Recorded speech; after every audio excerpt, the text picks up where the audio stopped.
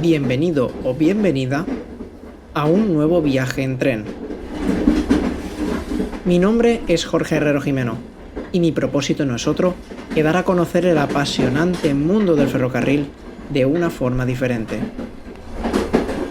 Cada uno de los viajes de este podcast nace gracias a las entradas disponibles en la web www.elfotografodetrenes.com. Bienvenido o bienvenida a El Tren, mi cámara y yo.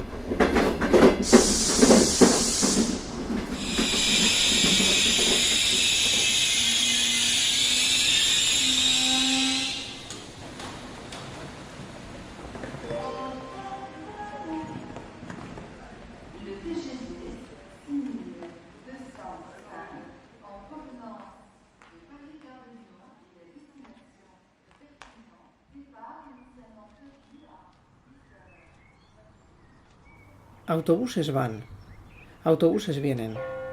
Suena el campanario y los cuervos gritan desde su esbelta torre. Levac, localidad de unos 18.000 habitantes, ve llegar por incontable vez un humilde trenecito, el de siempre. Este se estaciona sin hacer eco en el andén 2 y, al otro lado, están las dársenas. Mientras el tren descarga pasajeros, cuento más de 10 líneas urbanas de transporte por carretera, 13 para ser exactos. Y este dato, aunque a priori puede parecer irrelevante, es fundamental para entender la cuestión clave de mi paso por aquí y mi intención de documentarlo. Concretamente me encuentro en Alemania, en plena región del Sarre, la cual se sitúa junto a la frontera francesa, entre la ciudad de Estrasburgo por su parte sur y el país de Luxemburgo por la norte. Hay algo de la tierra germana que siempre me ha llamado la atención, y es la presencia de transporte público allá por donde te muevas. Si no es tren, es autobús, pero siempre, excepto en casos muy concretos, hay posibilidad de movimiento entre un punto y otro. Un hecho que no es similar ni por asombro a España, y por ello siento la curiosidad de descubrir cómo es moverse en un rincón cualquiera del territorio de la cerveza. Mientras observo desde el interior de mi tren el ambiente a mi alrededor, el maquinista aprovecha el rato de parada antes de volver por donde ha venido para fumarse un pitillo rápido y consultar su teléfono personal. Yo sigo viendo pasar autobuses y, claro, es normal, estoy en uno de los intercambiadores más grandes de toda la región. Sorprendentemente grande para la cantidad de habitantes que tiene la localidad. Pero claro, hay que entender que este no se enfoca tanto en el viajero local, sino en aquel que debe de moverse entre diferentes puntos dentro de la propia región. Con una rápida consulta puedo averiguar que desde aquí se puede llegar hasta Saarlouis, Dillingen, Saint-Wendel, Voltingen, Wadern o Saarbrücken, pudiendo llegar a esta última tanto por vía como por carretera. Estando aquí, hace entrada por la vía paralela un tren regional de colores azulados procedente de Saarbrücken, el cual finaliza aquí su recorrido. Este tranvía bochornoso en el que me encuentro no se dirige a esta última ciudad mencionada, pero debe atravesarla para llegar a destino. Es decir, hay dos caminos para llegar al mismo punto, dando cada servicio ferroviario cobertura a sus correspondientes localidades. Y un par de pasajeros suben a correprisa, cerrando el maquinista en ese momento la puerta de la cabina. Es hora de partir.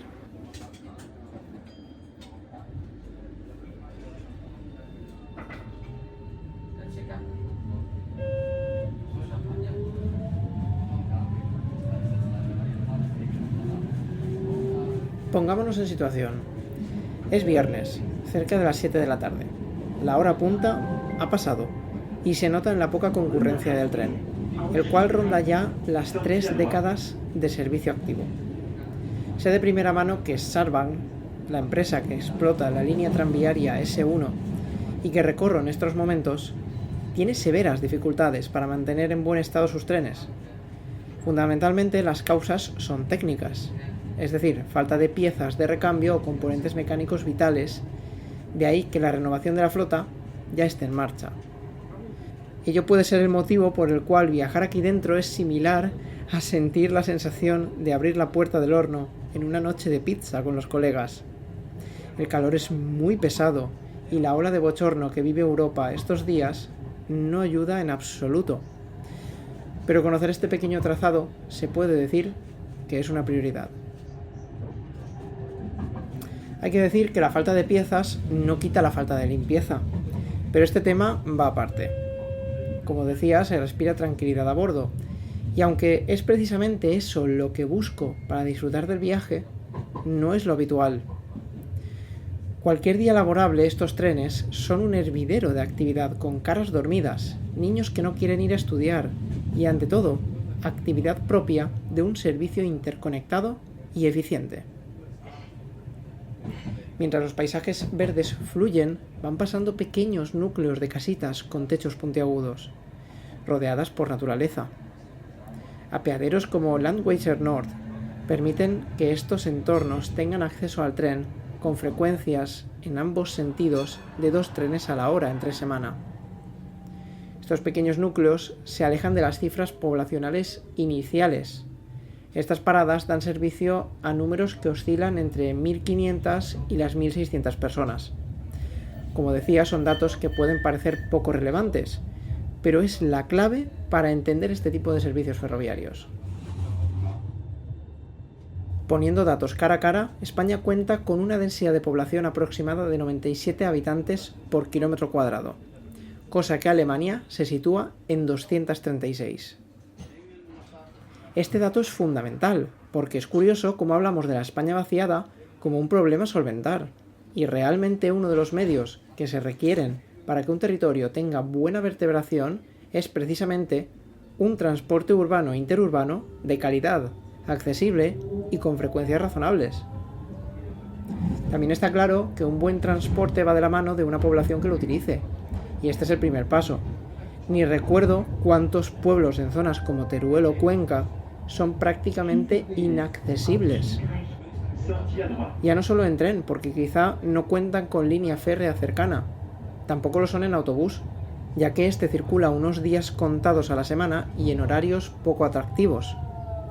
Todo esto se resume en que o cuentas con vehículo propio u olvídate de, por ejemplo, pasar un buen fin de semana conociendo pueblecitos por España.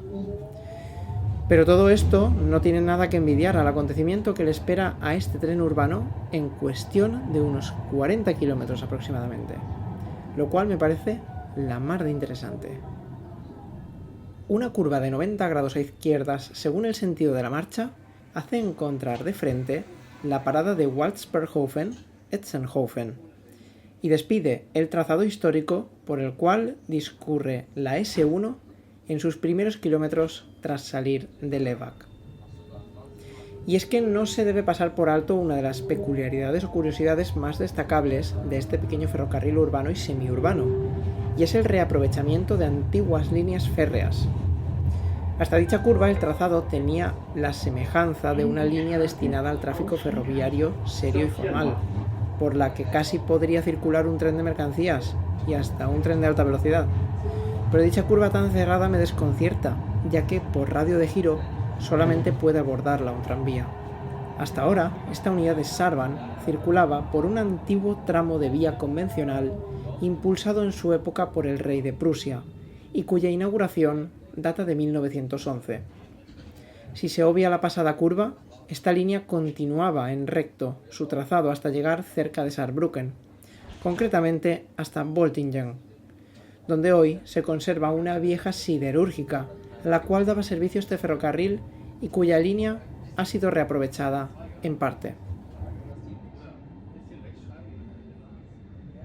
Pasadas suaves colinas y pueblos algo más distanciados entre ellos, el tranvía, ahora en modo tren, aumenta velocidad para alcanzar los 90 km por hora y serpentea hasta ir abriéndose paso entre calles con casitas separadas unas de otras.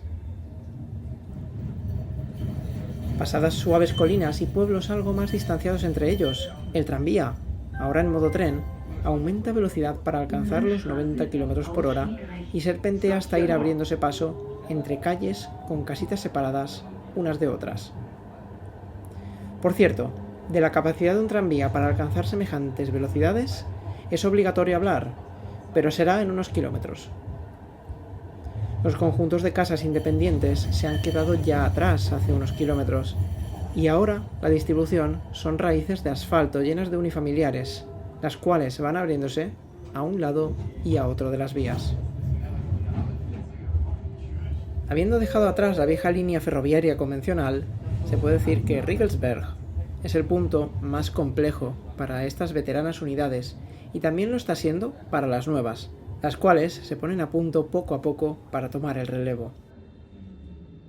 Esta población de alrededor de 14.000 habitantes se presenta como una fuerte y prolongada rampa que recorren las vías a través de su calle principal. La vía doble termina y el tren empieza a ascender deteniéndose poco después en el andén de Rathaus-Riegelsberg. Riegelsberg Sud es la primera parada tras superar la larga pendiente, volver al terreno llano y abrirse de nuevo la segunda vía. A partir de aquí el vehículo vuelve a pasar a modo tren para correr entre densos bosques a través de otro trazado reaprovechado. En este caso y desde hace unos kilómetros el tren circula sobre el que era el antiguo trazado del tranvía que unía Saarbrücken con Riegelsberg y Heusweiler, municipio ya superado antes de afrontar la pendiente. Aunque no se viaja sobre la misma infraestructura exactamente, esta sigue siendo la misma plataforma. Lo curioso es que entre 1907, fecha en la que comenzó a operar dicho tranvía, y la actualidad, el servicio fue sustituido por trolebuses. La velocidad tope capaz de alcanzar este convoy vuelve a sentirse con fuerza a través de sus ventanillas abatibles situadas en lo alto de los cristales. En paralelo y por la izquierda, los carteles de autovía anuncian la llegada próxima a los barrios colindantes de la capital de la región del Sarre. Por la derecha, densos y verdes bosques dan sensación de sofoco y llevan a mi mente a otros viajes pasados. La primera parada ya en la ciudad es Sielderheim, situada concretamente en el histórico barrio de Malstadt.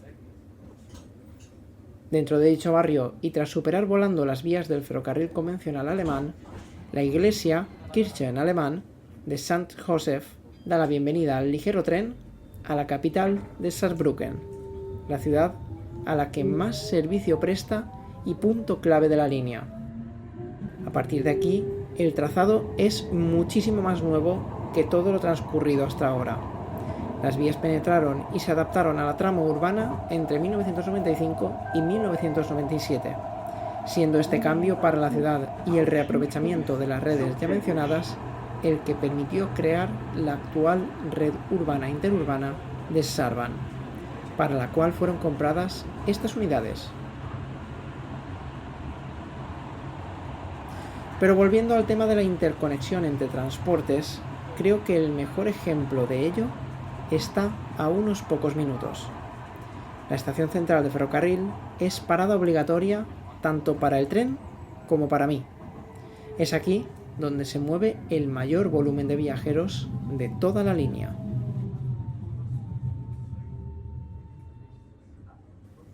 Tras sonar Hauptbahnhof por la megafonía y aclarar que la bajada es por el lado izquierdo, las puertas se abren frente a mí, permitiéndome sentir de inmediato el ambiente de lo que es un gran intercambiador. 4 andenes dan servicio tanto a la S1 como a 11 líneas de autobús urbanas. Por otra parte, están las líneas regionales, las cuales son 9 más, entre estas una de ellas a Luxemburgo, así como otras 2 nocturnas.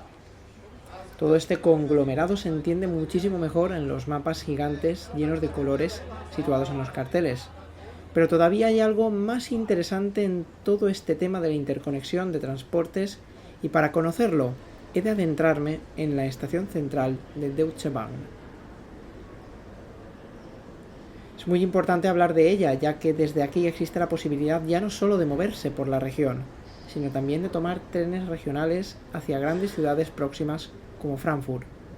Y además existen varias conexiones directas entre París y la última ciudad alemana mencionada, en trenes de alta velocidad. relaciones ofrecidas tanto por la parte francesa como alemana.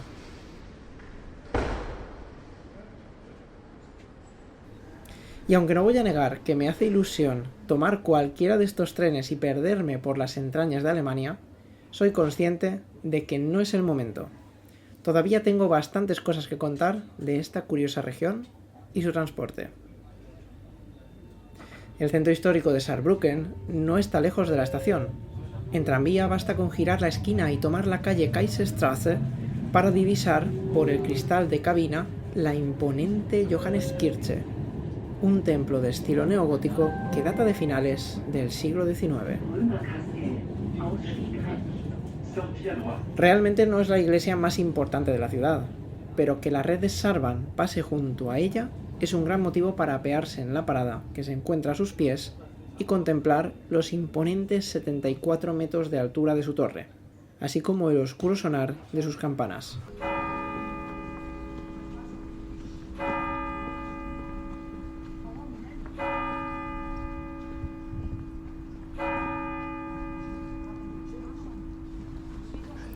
Pese a que la región del Sarre ha pertenecido a Francia en tiempos pasados, y ello se puede notar en su arquitectura, no es el caso de esta iglesia. Sobria y robusta, recuerda más a las que se pueden encontrar por el interior del país, y esto quizá pueda deberse a que fue construida en una etapa en la que la región pertenecía al territorio alemán.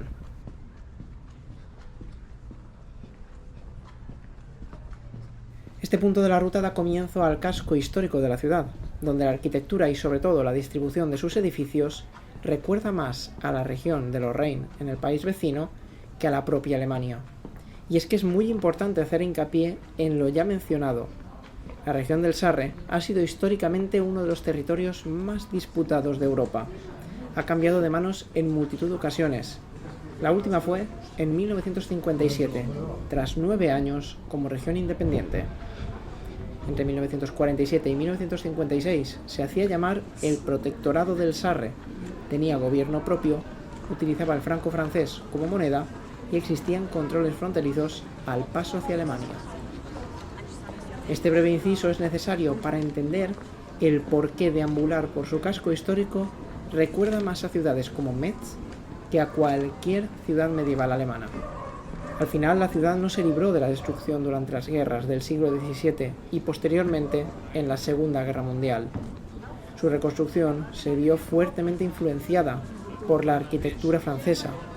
Es por ello que son difíciles de ver los míticos entramados de madera en las fachadas o las plazas irregulares a las que dan acceso sinuosas calles medievales. En cambio, sorprenden las fachadas blancas, con edificios de un par de plantas o 3 como mucho, y las plazas amplias, adoquinadas. Plazas en las que es obligatorio sentarse a disfrutar de una de las cosas más refrescantes de Alemania, cuando el calor empieza a ser quien permanece en el ambiente hasta que cae el sol. Pero la sinceridad ha de ir por delante, ya que realmente esta región nunca ha destacado por ser productora de cerveza. Siempre ha estado ligada a otras industrias, como la siderúrgica, aunque existe una excepción y es la cerveza Carlsberg. Para los sarreños y sarreñas es como si un gallego o gallega pide en su tierra una Estrella Galicia. Pero vaya, estar en un territorio de poca producción cervecera no significa nada. De hecho, en la propia plaza principal de la ciudad uno puede tomarse un buen trago de cerveza casera y en fría.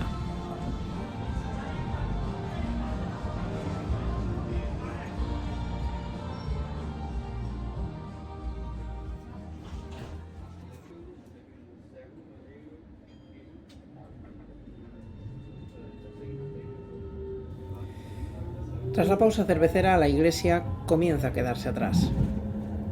Y es preciso que así sea, ya que la línea continúa más allá de la ciudad, y diría que el punto más interesante de todo el viaje está por llegar.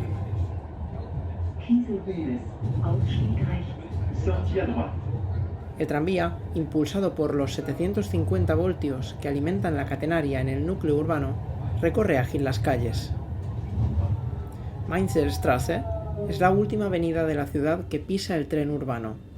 En ella, varias paradas permiten apearse a los pocos viajeros que quedan a bordo procedentes de la periferia de la ciudad y de barrios cercanos.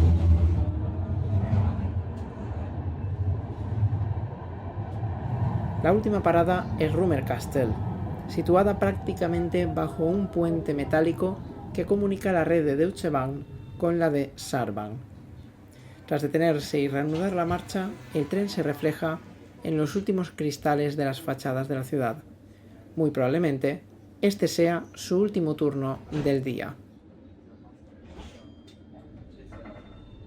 Salir del trazado urbano inaugurado en 1997 supone un reto tecnológico para la unidad.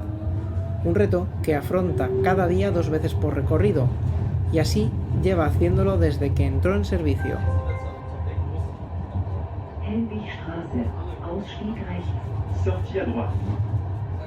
Todo el trazado que discurre por la trama urbana, como ya mencionaba, alimenta al vehículo a 750 voltios, pero se puede decir que este ha salido de dicho trazado cuando por su pantógrafo entran 15.000 voltios y vuelve a ser el modo tren quien gestiona el software. Esto se debe a la entrada a la red alemana, la cual trabaja a una tensión diferente a la que suelen trabajar las líneas tranviarias. Al salir de la ciudad empieza el último tramo del recorrido, concretamente el tramo comprendido entre Saarbrücken y Sarreguemines, el cual data del siglo XIX, explotado por Saarbahn desde que comenzó su operativa en 1997. Varios pitidos suenan en cabina. El sistema de seguridad y señalización llamado PZB comienza a proteger el tren mediante señales luminosas verticales y la vía convencional se abre de lleno frente a esta sencilla unidad, casi como si le viniera grande.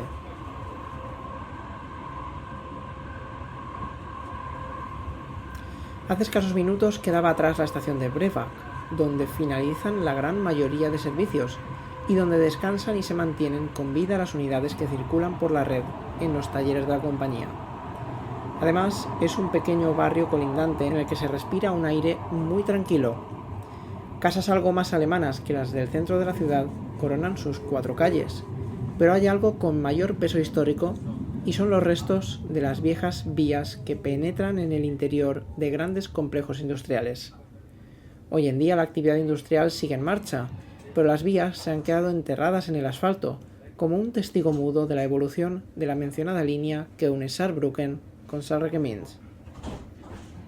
Por estas vías es fácil cruzar con otras unidades que realizan el trayecto inverso de la línea S1, pero tampoco es extraña la presencia de unidades francesas que terminan su recorrido en la capital de la región procedentes de Estrasburgo. Lo curioso es que, de cara a la gestión del tráfico y para los franceses, estos trenes de Saarbahn se denominan y se comercializan como servicios TER en la web de venta del país galo, pese a que el tramo de vía es francés y de pocos kilómetros. La compañía alemana también los comercializa en su web como trenes regionales operados por Saarbahn, ofreciendo las tarifas de su propia operadora, cosa que los franceses marcan un precio único, que corresponde a las múltiples opciones tarifarias de Saarbahn. Un pupurri de burocracia para mover un tren ligero tipo tranvía por unos pocos kilómetros de la red ferroviaria alemana y unos menos por la francesa. Y sí, menudo spoiler, este humilde servicio es un tren internacional y el cambio de país está al caer.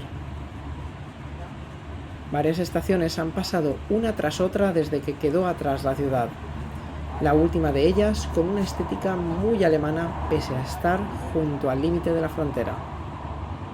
Sarre se hace llamar el río de la región, y es él quien ha permitido disfrutar de la hora dorada al paso entre ambos países por el puente metálico que salva sus aguas.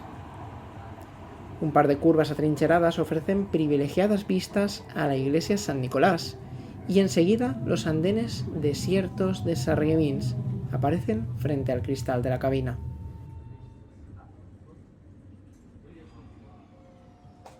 Para mí es aquí donde da el culmen la interconectividad que me llevó a iniciar esta aventura en Lebach.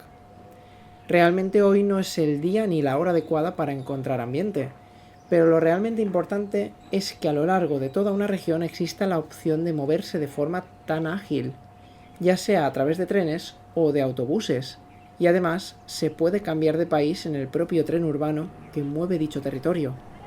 Es curioso analizar cuánta gente vive en Francia y trabaja en Alemania y viceversa. Porque no olvidemos que los salarios alemanes son más altos que los franceses. Es por ello que el mayor flujo de personas a primera hora de la mañana es hacia Alemania. Cerca de 17.000 trabajadores residentes en Francia trabajan en el Sarre y más de 6.000 lo hacen en la propia Saarbrücken. Entre ellos se encuentran trabajadores que van a oficinas, hospitales, comercios o universidades del Sarre. Haciendo una estimación en base a los volúmenes globales de trabajadores fronterizos y la capacidad de la línea férrea, es que varios centenares y probablemente algunos miles de personas al día utilizan la S1 para cruzar la frontera franco-alemana. Ojalá este ejemplo pueda seguirse en otros países como España, donde hay territorios que son verdaderos agujeros negros en los mapas de transporte público.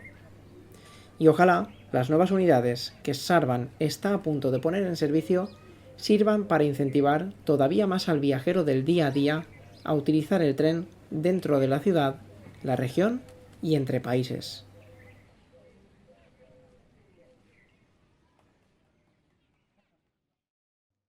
Muchísimas gracias por llegar al final de este episodio.